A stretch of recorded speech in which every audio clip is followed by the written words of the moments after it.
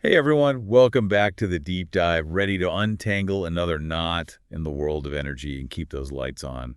Yeah, we're going to be diving into something today most people don't really think about. I mean, you just flip a switch and expect things to work, right? Exactly, it's like magic. Yeah. But today we're going to try to demystify that magic a little bit and look at how electricity markets actually function, especially in a rapidly changing world with, tons of new technologies coming online and these crazy weather events we've been seeing. And, as we electrify everything from our cars to heating systems to pretty much our entire lives, the stakes just get higher and higher. So we need a system that's, up for the challenge. Okay, so let's get specific. We're focusing on the ERCOT market today. That's the Texas electricity grid. And to guide our deep dive, we've got three really interesting sources. Yeah, we've got this academic paper that really gets into the nitty-gritty of hedging strategies. And then we've got a grant proposal and a more detailed paper that lay out a pretty radical idea. This thing called a forward energy market. It's all about managing risk in a market that, well, let's face it, can be pretty volatile. Yeah, so let's start with that volatility problem. Hmm. One of our papers highlights some pretty wild price swings in ERCOT. The average day-ahead price was something like $43 per megawatt hour, which, on the surface doesn't sound too crazy, Right. but then you look at the extremes. Yeah, between 2011 and 2022, there were almost 900 hours where prices spiked to between $200. And get this, a mind-blowing $9,000 per megawatt hour. $9,000. Yeah, it's crazy, right? That's insane. I Yeah. mean, those kinds of price swings, that's not just an abstract number. It has real-world consequences for people. Absolutely. Think back to Winter Storm Uri in 2021. The Texas grid was pushed to its limits, Yeah, that was rough. leading to those rolling blackouts, people stuck with sky-high energy bills. It was a mess and, tragically even led to loss of life.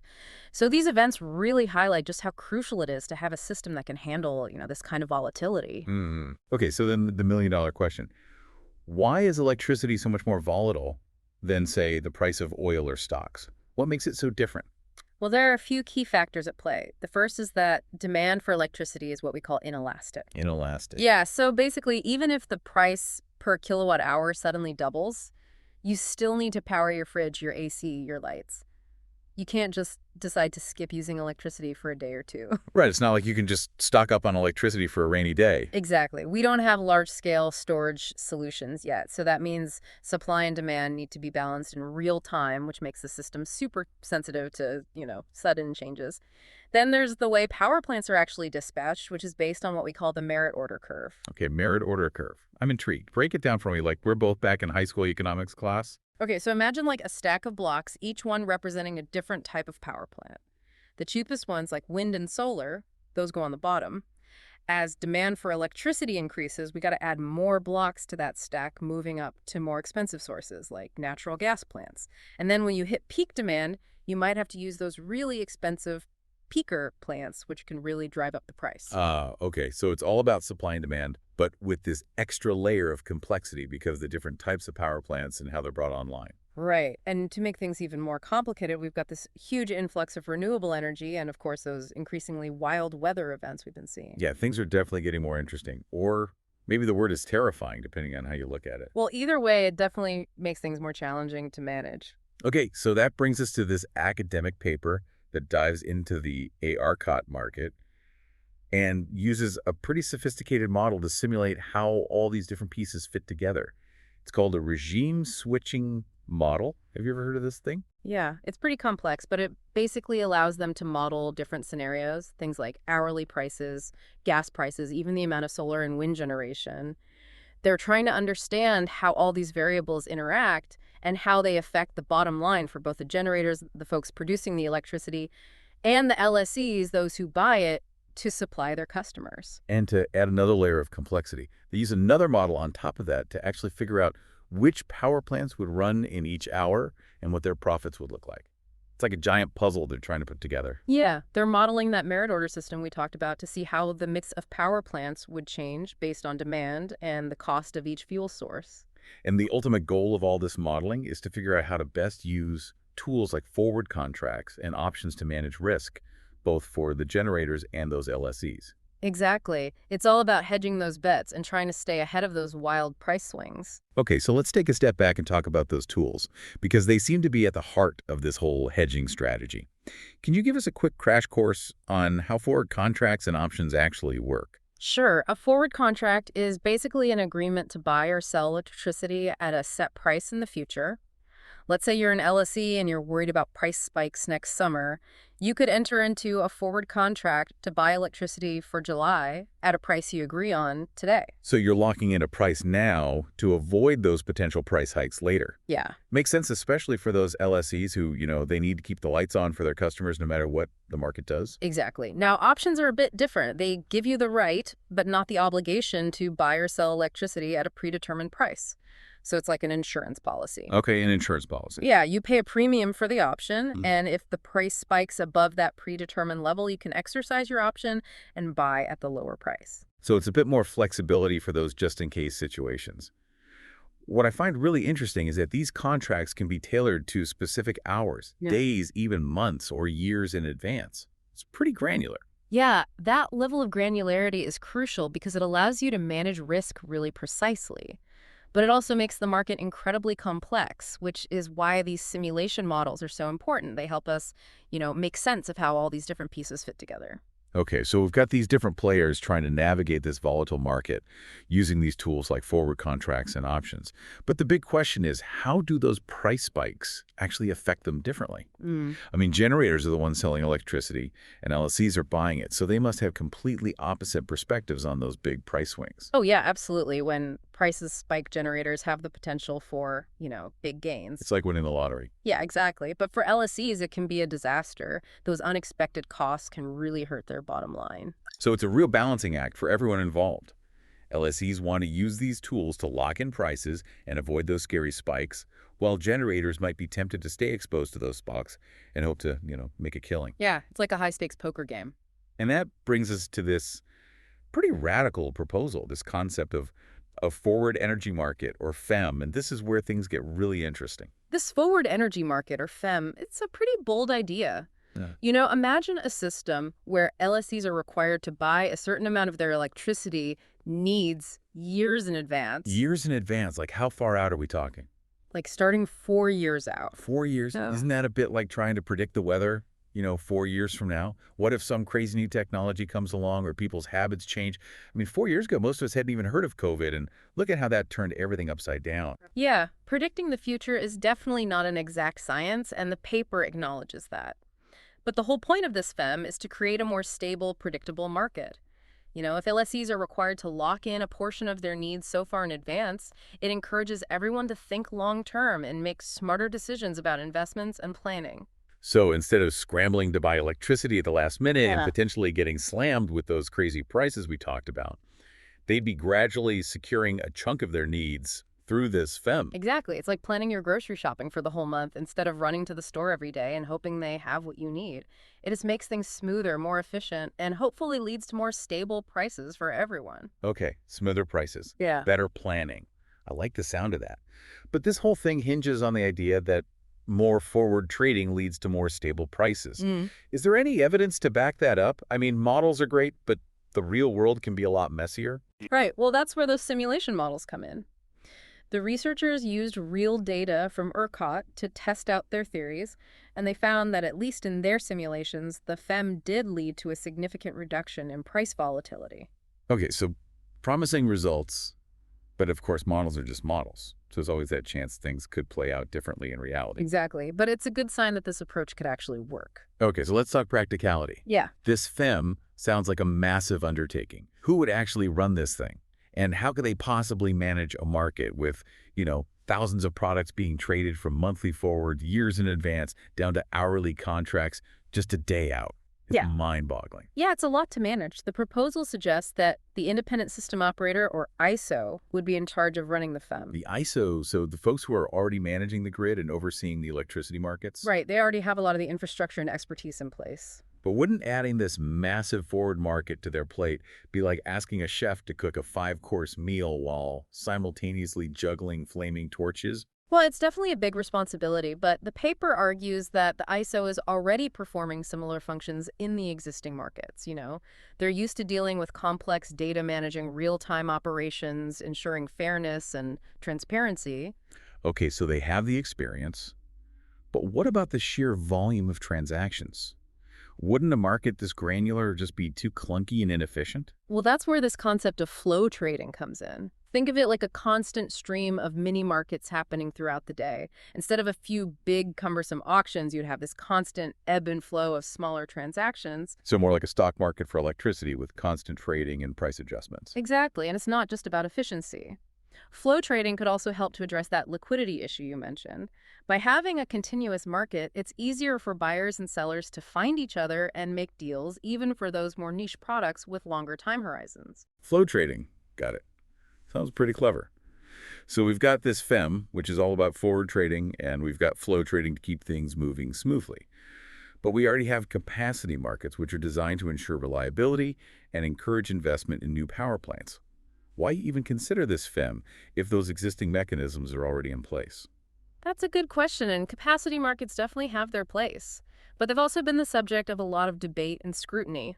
They can be complex, prone to gaming, and haven't always delivered the desired outcomes. Yeah, Winter Storm Uri really exposed some of the weaknesses in those capacity markets, didn't it? We saw those rolling blackouts, sky-high prices, a lot of finger-pointing about who was to blame. Exactly, and that's why Crampton and his colleagues believe this forward energy market could be a game changer. They argue that it addresses some of the fundamental flaws of capacity markets, like market power issues and price distortions. So they're saying this FEM is like a better mousetrap. It does everything the capacity market does, but better. Well, that's the argument. They believe that the FEM's simplicity, transparency, and market-driven approach would lead to better outcomes for everyone.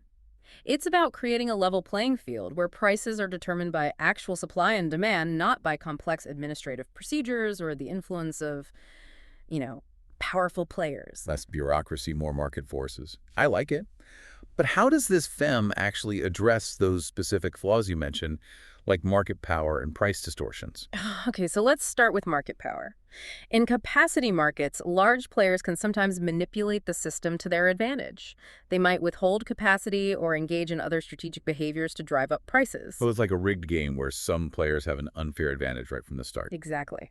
Now, in a forward energy market, prices are determined by the collective actions of all participants, not by the decisions of a few powerful players. It's more like a true free market where supply and demand actually set the price. Okay, so it's about diffusing that concentrated power and creating a more level playing field. What about price distortions? How does the FEM address those? Well, capacity markets often rely on these complex administrative procedures to determine how much each generator can sell, and this can lead to price distortions because the administrative process might not accurately reflect the actual costs and capabilities of each power plant. Right, like that whole accreditation process in capacity markets, Yeah. which tries to figure out how much reliable capacity each power plant actually has.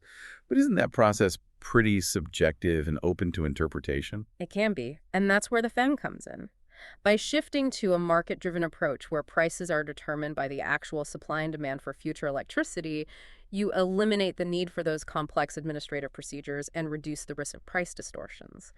The market itself becomes the mechanism for determining the value of each power plant's capacity. So less red tape, more market forces at play. Sounds good in theory, but you know how it is, the devil's always the details. How would this FEM actually work in practice? Well, the paper goes into a lot of detail about the structure and operation of the FEM, laying out specific market rules, trading mechanisms, and risk management strategies. They even compare their proposal to the current approaches used by different ISOs across the U.S., highlighting the potential advantages of the FEM in terms of cost efficiency and, its ability to foster innovation. Speaking of comparisons, one thing that really stood out to me was their discussion of how U.S. electricity markets differ from those in Europe, particularly in Germany. It's an interesting comparison. Crampton and his colleagues point out that Germany, despite having a more reliable electricity system than Texas, also has much higher electricity prices. Wait, so they're more reliable but also more expensive? How does that work? Well, they've made a big commitment to renewable energy, which is great. Yeah. But Crampton's team suggests that Germany's approach hasn't fully embraced market mechanisms that could help lower costs and improve efficiency. So they're saying Germany could learn a thing or two from the U.S. experience when it comes to using market forces to drive down prices. That's the argument. They believe that approaches like nodal pricing and forward markets could be really beneficial in the German context. But wouldn't a more market-driven approach like the one they're proposing potentially undermine Germany's efforts to promote renewable energy? Wouldn't that make it harder for renewables to compete? It's a valid concern, but the authors actually argue the opposite. They believe that the forward energy market would actually be good for renewable energy integration. They say that by creating more predictable long-term price signals, it actually makes it easier for renewable energy developers to make informed investment decisions. Ah, I see. If you know what the price of electricity is likely to be years in advance, it's easier to plan and finance those big renewable energy projects. Exactly. And the paper even suggests that the FEM could be used to manage renewable energy certificates, or RECs, which are a key tool for promoting renewable energy development. They see the FEM as a platform that could help renewables grow, not hinder them. Okay, so they're not just saying that this FEM would work alongside renewable energy. They're saying it could actually help accelerate its growth. That's a pretty bold claim. It is, and it gets even more interesting when you start thinking about the role of government policies, like those contract for difference contracts or CFDs. CFDs, those are the contracts where the government guarantees a fixed price for renewable energy, Yep. right? Kind of like a safety net for developers to Mm. make sure they can make a profit, even if market prices go crazy. Exactly. But Crampton and his colleagues argue that while CFDs can be helpful, they can also create distortions in the market if they're not designed carefully. Distortions, how so? Well, if a renewable energy generator has a CFD in place, they might be less inclined to participate in the forward energy market because their revenue is already guaranteed by the government. And that could actually undermine the effectiveness of the FEM. So it's like having a player in the game who's not really playing by the same rules as everyone else. They're getting a special advantage which can skew the results. Yeah, that's a good way to put it. And that's why Crampton and his team suggest that if CFDs are used, they should be structured in a way that doesn't interfere with the functioning of the forward energy market. Maybe the government could adjust the amount of electricity that LSEs are required to purchase through the FEM to account for the expected generation from those CFD-backed projects. Or they could use other tools like carbon pricing or renewable energy standards to incentivize renewable energy development in a way that's more compatible with the market-driven approach of the FEM. So finding the right balance between government support and market forces, it's a tricky equation. Absolutely.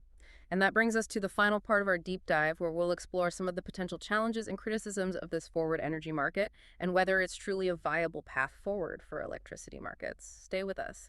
Okay, we're back and ready to wrap up our deep dive into this wild world of electricity markets. We've talked about those crazy price swings in Texas, the ins and outs of hedging, and this bold new idea of a forward energy market, or FEM. But like any big idea, it's bound to have some critics. So let's get into some of the potential challenges and see if this FEM can really hold up to scrutiny. Yeah, one of the first things that comes to mind is, how would this FEM handle those really extreme, unexpected events? Those things that can totally throw a wrench in the system. Like what kind of events are we talking about? Well, like a sudden cold snap that sends demand through the roof. Okay. Or a major power plant going offline unexpectedly. Those black swan events. Those are the scenarios that keep grid operators up at night. It's like trying to juggle a bunch of chainsaws and then suddenly someone throws a bowling ball into the mix. How can you possibly plan for that kind of chaos, especially in a market that's based on these long-term contracts? Yeah, the critics argue that a forward market just might not be nimble enough to handle those sudden shifts in supply and demand. It's like trying to turn a cruise ship on a dime. It takes a while to change course, and by the time you react, it might be too late. Okay, I see their point. But the folks who are really into this FEM, they argue that it would actually make the system more resilient, more able to respond to those unexpected events. How does that even work? Well, remember those energy options we talked about? They give you that right, but not the obligation to buy or sell electricity at a predetermined price. So it's like an insurance policy against those price spikes. Okay, like a backup generator for your house. Yeah. You hope you never need it, but it's there just in case. Exactly. And by creating this robust market for those energy options, the FEM would give people a powerful tool to manage those really crazy, unpredictable events, those tail risks that can lead to those massive price spikes. So it's not just about locking in prices years in advance. It's about having the flexibility to react when the unexpected happens. It's like having a whole toolkit instead of just a hammer. That's a great way to put it. And it's not just about the financial tools themselves. The proponents also argue that the transparency and the predictability of this FEM would encourage better planning and investment in those resources that can really help to mitigate those risks. Things like batteries, demand response programs, even those smarter grid technologies that can manage the flow of electricity when things get really crazy. So it's not just reacting to those events, it's about being proactive and making the system more resilient overall. Right, exactly. It's about strengthening those levees before the hurricane hits, not just waiting for the floodwaters to rise and then scrambling to react. Okay, makes sense. So we've talked about those black swan events. Now, what about the ISO? I mean, some folks are worried that they might be taking on too much with this FEM. They're already responsible for keeping the lights on in real time, and now we're talking about adding this whole other layer of complexity. It's a legitimate concern. But the folks who support the FEM, they counter that by saying that lots of ISOs already have experience running these complex markets. Things like those markets for financial transmission rights or FTRs. FTRs, remind me what those are again. They're basically used to hedge against congestion costs. Oh, right. Those are the fees you have to pay to move electricity from one part of the grid to another, like paying a toll to drive on a busy highway during rush hour. Exactly. And the argument is that the skills you need to run a market for FTRs are actually pretty similar to what you would need for this forward energy market. So it's not like the ISO would be starting from scratch, they'd be building on their existing capabilities. So it's not a complete reinvention of the wheel, more like adding some new spokes. Right. And another key point is that this FEM could be implemented gradually, in phases. They wouldn't have to rip and replace the whole system overnight. Yeah, that makes a lot more sense from a practical standpoint. You don't want to disrupt the whole system just to add a new feature. Exactly. Yeah. It's about finding that balance between innovation and stability, pushing the boundaries, but also making sure the lights stay on. So after all this discussion, is this forward energy market really the answer? Is it the silver bullet that's going to solve all our problems, or is it just another well-intentioned idea that might get bogged down in all the complexity? Well, if we've learned anything from this deep dive, it's that there are no easy answers in the energy world. There are always trade-offs to consider. But based on the research and analysis we've seen, this FEM definitely has some serious potential benefits. It's worth taking a closer look and having these conversations about how we can create a more resilient, reliable, and affordable electricity system. Yeah, and those conversations are crucial as we move towards an increasingly electrified world. We need to be thinking creatively and critically about how we're going to design a system that can handle all the challenges that are coming our way. Yeah. For you listening out there, here's something to ponder. If a well-designed forward energy market could actually lead to lower electricity prices, could it also speed up the adoption of things like electric vehicles, heat pumps, all those technologies that rely on electricity? And what would that mean for our fight against climate change? Would it make a difference? Could we actually create a more sustainable future? It's a lot to think about, but these are the kinds of questions we need to be asking ourselves. Absolutely. The way we buy and sell electricity is changing rapidly, and those changes have real implications for all of us. So keep those brain cells buzzing and keep exploring these ideas. The future of energy really depends on it. And that's a wrap on our deep dive into electricity markets. We hope you found it insightful, thought-provoking, and maybe even a little bit electrifying. As always, thanks for joining us, and until next time, stay curious.